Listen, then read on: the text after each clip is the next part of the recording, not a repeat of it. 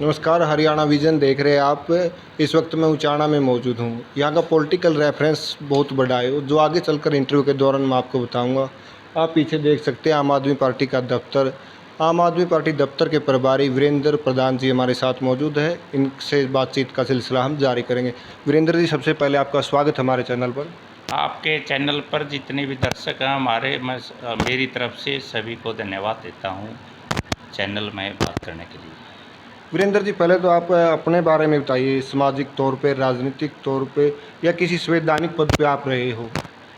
मैं मंडी एसोसिएशन का प्रधान भी रहा हूँ और 2018 में हमने लायंस क्लब का गठन किया था। लायंस क्लब के पद पर रहा हूँ 2 बार और अब लायंस क्लब के जोन चेयरमैन, जिसमें उचाना, जींद और भिवानी के 2 क्लब हमारे चेयरमैन के अंडर आते हैं, इस पद पर मैं तैनात हूँ। और आम आदमी पार्टी में लोगों की सेवा करने का मन बना तो आम आदमी पार्टी का कार्यालय प्रभारी हूँ और आम आदमी पार्टी और भी बहुत सी जिम्मेवारी देना चाहती है, तो बिल्कुल जिम्मेवारी लेकर के तय दिल से आम आदमी पार्टी की सेवा करेंगे। आम आदमी पार्टी से पहले भी क्या आप किसी और पार्टी में सर? आम आदमी पार्टी से पहले मैं किसी पार्टी से मतलब खास जुड़ा हुआ नहीं था, लेकिन जिस भी पार्टी का कोई जिस तरह जेजेपी पार्टी हमारे पास आई थी, जेजेपी 2018-19 में बनी थी, उससे पहले इंडियन नेशनल लोकदल से अजय चौटाला भी आए थे, तो उसकी भी हमने खूब मदद की थी और जेजेपी पार्टी की भी मदद की थी। जिस तरह से मौका पर इलेक्शन का दौर आता था, आदमी आ जाते थे, तो उसी तरह से उसी पार्टी की सेवा करने का मौका मिला है और ज़्यादा किसी भी पार्टी में कोई पद पर रहने का कोई मनसा और इच्छा नहीं थी।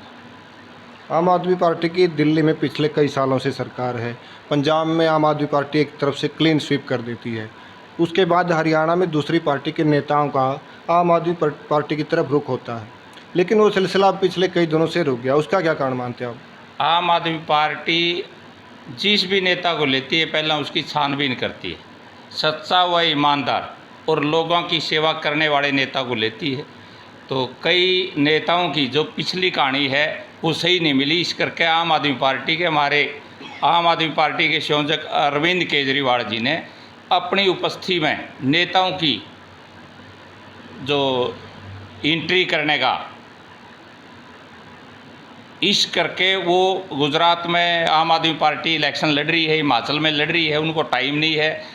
जब भी टाइम गुजरात का इलेक्शन के बाद आम आदमी पार्टी के हमारे अरविंद केजरीवाल जी उचाना हरियाणा में आगमन करेंगे, उस टाइम पर पूरी भीड़ लग जाएगी लोगों की। बड़ी छान छान के बढ़िया ईमानदार सामाजिक आदमी जितने भी नेता जो खास किस्म के नेता होंगे, जो लोगों की सेवा करते होंगे, जो भ्रष्ट नहीं होंगे, उनकी ज्वाइनिंग कराई जाएगी और आम आदमी पार्टी का ग्राफ एकदम से ऊपर बढ़ा जाएगा। अब आम आदमी पार्टी इसीलिए हरियाणा में स्लो ढंग से सदस्यता अभियान चला रही है। अच्छा वीरेंद्र जी, SYL को लेकर और चंडीगढ़ के मुद्दे को लेकर आपके नेताओं के दिल्ली में कुछ बयान आते हैं, पंजाब में कुछ आते हैं, हरियाणा में कुछ आते, कहीं वजह से तो नहीं ग्राफ नीचे गया? नहीं, ऐसा कुछ नहीं। SYL का मुद्दा तो आज तक चाहे कांग्रेस हो, चाहे जनता दल हो, चाहे इंडियन नेशनल लोकदल हो, चाहे भारतीय जनता पार्टी हो, किसी से भी SYL का मुद्दा का सोल्यूशन नहीं हो पाया। और आम आदमी पार्टी तो बनी ने 4 महीने हुए हैं। SYL नहर का जो मुद्दा है वो पंजाब और हरियाणा के लोग आपस में मिल बैठ कर के ही इस मुद्दे को हल कर सकते हैं। कोई भी राजनीतिक पार्टी इस मुद्दे को हल नहीं कर पाई। यदि आम आदमी पार्टी हमारे इंडिया में सरकार बनेगी तो ज़रूर इस मुद्दे को पंजाब और हरियाणा के लोगों को बिठा करके सुलझाने का काम आम आदमी पार्टी करेगी तो नहीं, और किसी पार्टी के बस की बात नहीं। बिहार में नीतीश कुमार ने बीजेपी का साथ छोड़ करके और जेडी का साथ, लालू की पार्टी का साथ अपना लिया। उसने नीतीश कुमार ने भांप लिया कि अब बीजेपी आपको नुकसान पहुंचा रही है, क्षेत्रीय पार्टियों को ख़त्म करना चाह रही है। उससे आप कितने सहमत हैं? ऐसा है, मैं तो नीतीश कुमार ने भी अच्छा नहीं मानता। नीतीश कुमार ने इलेक्शन जब लड़ा था वो लालू की पार्टी के साथ मिलकर के इलेक्शन लड़ा था। उसने मौका तक के बीजेपी में समर्थन लेकर के अपना गद्दी पे बैठ गया। ये गद्दी पे तो लालू प्रसाद यादव के पार्टी है, वो भी उसने बिठाना चाहती वीरेंद्र जी, मेरा सवाल ये नहीं है। मेरा सवाल ये है, जो उनका कहना है कि बीजेपी क्षेत्रीय पार्टियों को, लोकल पार्टियों को बिल्कुल। खत्म करे, क्या वो सच्चाई है? बिल्कुल सच्चाई है। बीजेपी तो क्षेत्रीय पार्टियों को ख़त्म करना ही चाहती है। यहाँ भी हमारे जेजेपी के जो नेता हैं, इनके साथ भी ऐसा ही हर्षे होना है, लंबा समय नहीं लगेगा। अच्छा, कुलदीप बिश्नोई आदमपुर से विधायक थे और वो विधायक पद से इस्तीफा देते हैं, अब वहाँ पर उपचुनाव होगा, उसके लिए आम आदमी पार्टी की क्या तैयारियाँ हैं? आम आदमी पार्टी हमारे जो आदमपुर का इलेक्शन है, अभी तो डेट भी नहीं आई है, कम से कम भी 6 महीने लग तैयारी जाएंगे। तो करते हैं सर, पहले ही करते हैं। बिल्कुल तैयारी करने लग रहे हैं। यदि पार्टी की एक फाइनल मीटिंग हो रही है अरविंद केजरीवाल जी के, हमारे पार्टी के जितने भी कार्यकर्ता, जितने वर्कर हैं, छोटे स्तर पर सभी से बातचीत है, सभी कार्यकर्ताओं से बातचीत है। यदि उनसे पॉजिटिव बात मिलेगी तो फिर अरविंद केजरीवाल जी से सलाह मशवरा किया जाएगा। यदि पार्टी के मन में आ तो इलेक्शन लड़ेंगे। अच्छा, उचाना में 2009 से अब तक 2 परिवार, चौधरी वीरेंद्र सिंह और चौटाला परिवार, उसमें दुष्यंत भी हो या पूर्व मुख्यमंत्री ओम प्रकाश चौटाला हो, इन दोनों परिवारों के बीच एक बार वो जीत जाते हैं, चाहे लोकसभा का हो चाहे विधानसभा, एक बार वो, ऐसे करके ऐसे परिवारों के बीच में, इतने बड़े उसके बीच आप आम आदमी पार्टी को कैसे स्थापित करोगे उचाना में? अब आम आदमी पार्टी का ही समय आ चुका है। उचाना छोड़ो, हरियाणा में ही, पूरा हरियाणा में, जैसे पंजाब में पूर्ण रूप से बहुमत में सरकार आई है, ऐसे ही हरियाणा में आएगी। हरियाणा के लोगों का मन बन चुका है और हरियाणा के लोग, दोनों परिवारों ने खूब ठगे हैं। उचाना के लोग तो ठगड़ा में कोई कसर नहीं डाली, एक बार उसको ठग लिया, एक बार उसको ठग लिया है, तो लोगों का मन भर चुका है। अब इनका समय अंत है, अब ये अपने दूसरे स्टेट में जाकर राजनीति करेंगे। हरियाणा में इन्हें कहीं कोई जगह नहीं मिलेगी। पीछे नगर पालिका के चुनाव थे, उसमें आम आदमी पार्टी का हरियाणा में भी बेहतर नहीं रहता, लेकिन उचाना में जो हार जीत एक अलग बात है। आपके प्रत्याशी रणधीर पांचाल, उनको महज 130 वोट मिलते हैं, इतनी बुरी दुर्दशा? ऐसा है, आम आदमी पार्टी की कोई दुर्दशा नहीं है। सबसे पहले तो मैं इस बात का एक हिम्मत मानूँ हूँ हमारे रणधीर पांचाल जी की, जो आम आदमी पार्टी से टिकट लेकर के मैदान में आए और वो एक गरीब आदमी थे। यहाँ जो इलेक्शन पैसे के बल पर लड़ा गया है, जो 3 कैंडिडेट थे उनने खूब पैसे बगाए हैं, 10-10 हज़ार रुपये वोट का भी यहाँ फैसला हुआ है। तो इस करके आम आदमी पार्टी पैसे देने में और पैसे लेने में विश्वास नहीं रखती है। आम आदमी पार्टी एक ईमानदार पार्टी है। ये छोटे छोटे इलेक्शनों में पैसे का जो मैटर आता है, इसमें ये कोई ज़्यादा औचित्य नहीं रखती। यदि यहाँ विधानसभा का, लोकसभा का जो इलेक्शन होगा, उसमें आम आदमी पार्टी का कारनामा देखिए। अच्छा, मैंने आपका अखबार में बयान पढ़ा था वीरेंद्र जी, आप कह रहे हैं कि जब दिल्ली गए थे आपने कहा था यहाँ समझौता हो गया, वो किसके बीच हो गया था समझौता? किस चीज़ का समझौता हो गया था? मैंने तो ऐसी कोई बात नहीं नहीं, बोली। जब आपके प्रत्याशी रणधीर यहाँ से चुनाव हारते हैं, अखबार में है सर वो। नहीं, ऐसा सब समझौता उन लोगों का हो गया था। फिर वही कह रहा हूँ। बीजेपी जेजेपी के जिस 2 कैंडिडेट थे और बाकी और कैंडिडेट थे, उनका जो जैन समाज के लोग भी थे और समाज के लोग भी थे, उनका आपस में भाईचारा पे उतर गया। जिस तरह अनिल शर्मा जी इलेक्शन लड़ रहे थे, टोटल ब्राह्मण समाज हल्का उचाना का, उसके समर्थन में आकर एक वोट पर दाव पर लगाने का उन्होंने काम किया। आम आदमी पार्टी एक नई पार्टी आई थी, इसके पास इतने कार्यकर्ता नहीं थे, गिने चुने 10-15 कार्यकर्ता थे। तो इन पे इलेक्शन का जो मामला था, वो भाईचारा में इलेक्शन चलेगा, तो हमारा इलेक्शन थोड़ा कमज़ोर पड़ गया। नहीं तो हमारा 14 तारीख ने जो हमारा ये निकाला था, जुलूस निकाला था पूरा उचाना में, वो उस तो देखा जुलूस को सर देख करके सारे पार्टियों के लोग डर गए थे। वो तो सारे मैंने कैंडिडेट डर गए देखा थे। सर, वोट आपके बेशक 130 आए, हाँ। लेकिन आपका चुनाव लड़ने का तरीका और वो सब देखा था, वो बड़ा अच्छा था सर, उसके लिए तो मैं मानता हूँ। उसके बाद ये जो इलेक्शन होते हैं, नहीं छोटे इलेक्शन, पंचायत सत्र पे भी मतलब हमारी पार्टी में एक ही फैसला, हमारी पार्टी में ही बोल दिया था, भाई जो सरपंची का और पंच का इलेक्शन अपने पार्टी सिंबल पे न लड़ा जाए, क्योंकि ये भाईचारा का इलेक्शन है। हाँ, जिला परिषद का इलेक्शन 10-12 गांव आते हैं, यो बेशक पार्टी अपने सिंबल पर लड़ाए, और हमारी पार्टी जिला परिषद का जो इलेक्शन लड़ाएगी वो सिंबल पर लड़ाएगी। बाकी भाईचारा के बीच में पार्टी कोई दखलंदाजी नहीं करेगी। अच्छा, मैं देखता हूँ आपके दफ्तर से जेजेपी का दफ्तर पहले बना और उससे मैच 30 फीट की दूरी ऊंचाना में जानबूझ करके आपने लोकेशन को चूज किया, कैसे किया ये? नहीं, हमारा या तो डिस्ट्रॉय करने के लिए? ऐसा कुछ नहीं। वो ये हमारी घर की जगह है और पार्टी ने दफ्तर की ये पहले ली हुई जगह है, वो बाद में बनी जगह है।